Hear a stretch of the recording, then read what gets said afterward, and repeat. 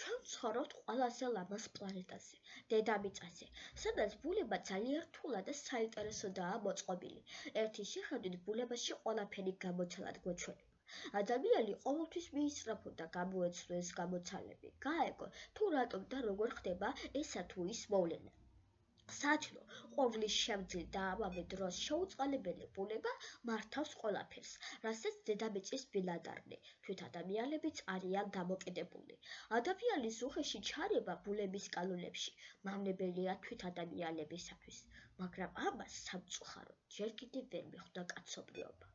ადამიანმა გაჩეხა ტყეები, დაამბიძურა ჰაერი და წყალი.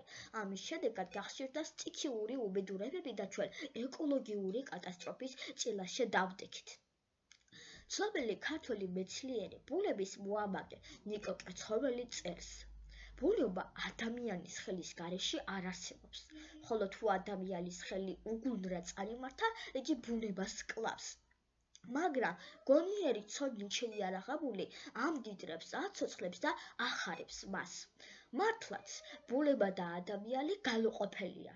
ადამიანი ბუნების ნაწილია და ბუნება ადამიანის არსებობისათვის აუცილებელი და ერთადერთი გარემოა.